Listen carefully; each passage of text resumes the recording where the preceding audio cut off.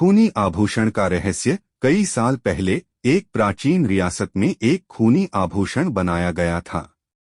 इस आभूषण को बनाने वाले जौहरी की हत्या कर दी गई थी और कहा जाता है कि उसकी आत्मा अब भी उस आभूषण में बसी हुई है। सालों बाद एक पुरानी हवेली की सफाई के दौरान वह आभूषण फिर से प्रकट हुआ। हवेली की नई मालकिन रश्मि को यह आभूषण बहुत सुंदर लगा और उसने उसे पहन लिया। आभूषण पहनने के कुछ ही समय बाद रश्मि के घर में अजीब घटनाएं घटने लगीं। कभी कभी रात को उसे अजीब आवाजें सुनाई देती और कभी उसे अपने आसपास किसी की मौजूदगी महसूस होती। एक रात रश्मि की दोस्त सुमन उससे मिलने आई। रश्मि ने आभूषण के बारे में बताया और सुमन ने उसे पहनने की इच्छा जताई।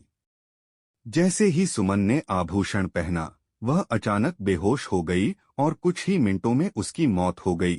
सुमन की मौत के बाद रश्मि ने आभूषण को घर के एक कोने में छिपा दिया, लेकिन इसके बावजूद अजीब घटनाएं बढ़ती गईं। रात को आभूषण से खून की बूंदें टपकने लगीं और रश्मि को सफेद साया दिखाई देने लगा। रश्मि ने अपनी पुरानी किताबों में से एक में आभूषण की कहानी खोजने की कोशिश की। उसने पाया कि आभूषण पर एक श्राप था। जिसने भी इसे पहना, उसकी मौत निश्चित थी। आभूषण को नष्ट करने का एक ही तरीका था, इसे उसी जौहरी की कब्र पर ले जाकर जलाना। रश्मि ने हिम्मत जुटाकर आभूषण को जौहरी की कब्र पर ले जाने का निर्णय किया। रात का समय था और हवेली से कब्र तक का रास्ता अंधेरा और भयानक था। रास्ते में रश्मि को भूतिया आवाजें सुनाई देती रहीं और उसे महसूस हुआ कि कोई उसका पीछा कर रहा है। जब रश्मि कब्र के पास पहुंची तो आभूषण से निकलकर जौहरी की आत्मा प्रकट हुई। उसने रश्मि को डराने की कोशिश की, लेकिन रश्मि ने हिम्मत नहीं हारी। उसने जल्दी से आभूषण को कब्र पर रखा और आग लगा दी।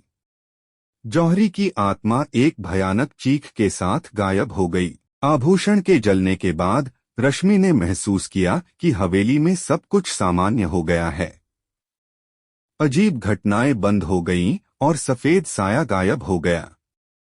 रश्मि ने चैन की सांस ली और घर लौट आई। अगले दिन रश्मि ने अपनी हवेली की सफाई करवाई और आभूषण की कहानी को हमेशा के लिए भूल जाने का फैसला किया।